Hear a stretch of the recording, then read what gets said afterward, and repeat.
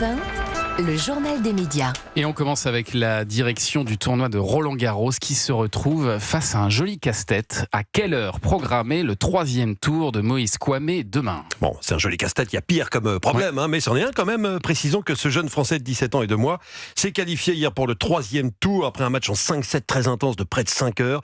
France 2 a réuni d'ailleurs 1 800 000 téléspectateurs en moyenne dans l'après-midi avec une pointe à 3 millions sur les coups de 16 heures lors de la victoire de Moïse Kouamé. Je pense que physiquement vous êtes encore plus mort que moi, à force de crier, à force de donner toute votre vie pour moi, pour ce match. Et les gars, merci parce que ça a fonctionné. Merci. Moïse Kouamé au public après son match, effectivement Quel déjà match, très à l'aise au micro. On n'avait pas vu un joueur aussi jeune au 3e tour de Roland-Garros depuis Michael Chang en 1988. Alors d'un côté, on a France Télévisions, diffuseur de Roland-Garros, qui aimerait bien que le prochain match du jeune Français demain soit programmé dans l'après-midi. Peut-être pas trop tôt pour éviter que ce soit en même temps que la Ligue des Champions sur Canal+. Pour France Télévisions, c'est potentiellement une grosse audience, samedi après-midi. Ça peut monter à 4, 5 millions, voire plus.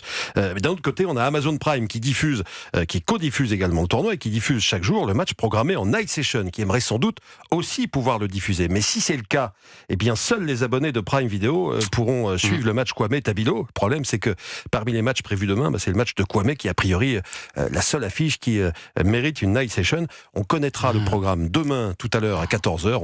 En tout cas, quelle que soit la programmation, le match de Kouamé, comme tous les autres matchs, sera à suivre sur Europe 1, radio officielle de Roland-Garros.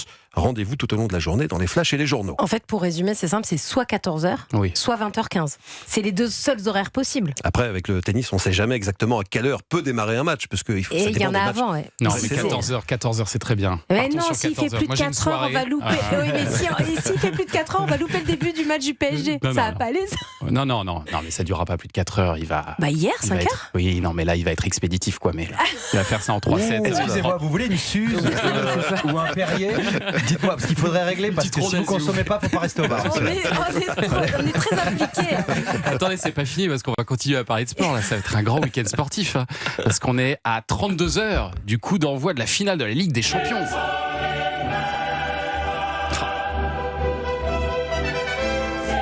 C'est demain à 18h sur Canal+, que sera, voilà, là on est sûr du coup d'envoi de l'heure du coup d'envoi, la finale PSG-Arsenal, le PSG qui brigue un 2e titre consécutif dans cette compétition qui lui a échappé si longtemps. Un match très attendu bien sûr par les supporters qui va sûrement réunir beaucoup de monde devant la télévision. On reviendra sur les audiences lundi. Une finale, c'est une affiche évidemment très importante, d'autant plus qu'un club français joue.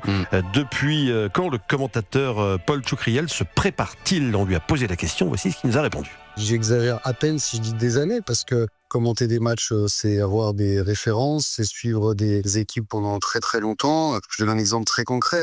La dernière finale d'Arsenal de Ligue des Champions, c'est en 2006. En 2006, au bout de 20 minutes, Robert Pires est obligé de sortir parce que le gardien d'Arsenal est exclu. S'il se passe quelque chose avec le gardien d'Arsenal ou s'il y a un scénario similaire, on va attendre du commentateur qu'il ait cette référence-là. Donc, c'est regarder beaucoup de matchs et avoir une bonne culture foot des dernières années et de l'histoire du foot.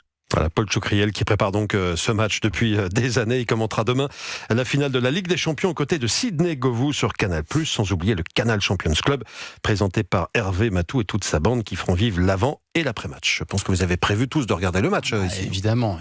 Florent Père, vous êtes sur le coup aussi ou pas du tout ? Ça vous intéresse le foot ? Non. Ah, pas du tout ? Non. C'est marrant ça. Et le tennis non plus ? Le tennis, oui. Le tennis, ça m'intéresse beaucoup. Donc Moïse Kouamé, vous allez regarder quand même. Exactement. Ouais. Mais le foot, même une Ligue des Champions comme ça, finale de la Ligue des Champions. Si j'ai des potes qui organisent un truc, je vais le faire. Mais sinon, c'est la faute de mon père, parce que j'ai été élevé. Mon père est à la retraite maintenant, mais il tenait une boîte de nuit à un restaurant. Et il refusait de mettre un écran quand il y avait les matchs.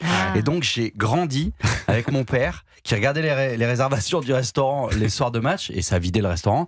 Il disait putain, ils font chier avec leur foot. Et donc c'est rentré dans ma tête. Et maintenant, les grands événements, je peux suivre, mais je serai plus tennis. Une petite réserve. Bon, et puis alors dans l'actu des médias aussi, l'animateur Nagui qui attaque Cyril Hanouna en justice et le rapporteur de la commission d'enquête aussi sur l'audiovisuel public, Charles Aloncle. Information révélée par Le Parisien aujourd'hui en France. Nagui aurait porté plainte contre Cyril Hanouna en janvier dernier. On l'apprend seulement maintenant. Porté plainte pour injure publique. Selon l'avocate de Nagui, Cyril Hanouna multiplierait les attaques contre lui et ses émissions. Nagui ne peut pas se laisser traiter de super connard publiquement sans réagir, dit-elle. Réponse de Cyril Hanouna à cette plainte déposée, c'était dans Tout beau tout neuf. Ils pensent vraiment que les juges n'ont que ça à faire.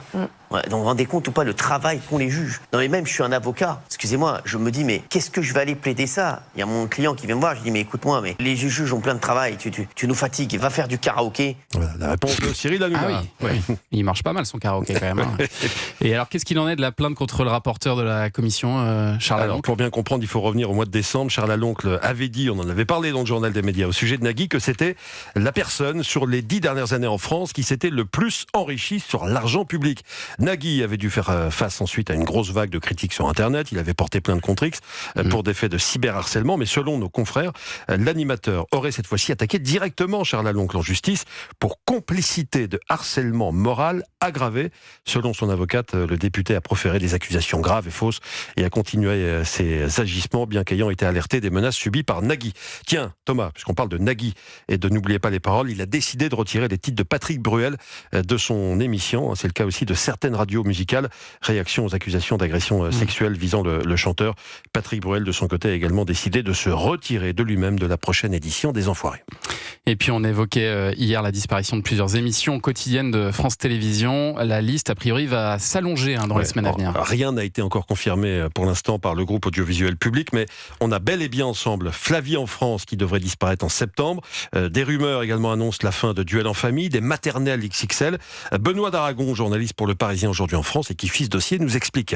Quand la France a adopté le budget 2026, France Télévisions a eu d'énormes efforts à faire financiers. Et donc, ils ont parlé de 225 millions d'euros par an. Donc, ils vont devoir baisser le nombre de fictions, de téléfilms, de séries qu'ils vont commander. Et donc, très logiquement, ils vont s'attaquer à la grille des programmes. Et qu'est-ce qui coûte le plus cher? C'est évidemment les émissions quotidiennes, celles qui reviennent souvent. Elles ne coûtent pas cher à l'unité parce qu'elles reviennent tout le temps, mais ça fait des factures énormes. Ces émissions, elles vont être remplacées par d'autres émissions. Donc, on va voir ce qu'ils ont dans la tête. Mais l'idée, clairement, de France Télévisions en ce moment, alors qu'ils préparent la grille de rentrée, c'est de faire des économies à tous les étages, à toutes les heures de la journée du week-end. La question, c'est de savoir par quoi vont être remplacées ces émissions qui disparaissent. D'autres émissions, des rediffusions, on va suivre tout ça de près, évidemment.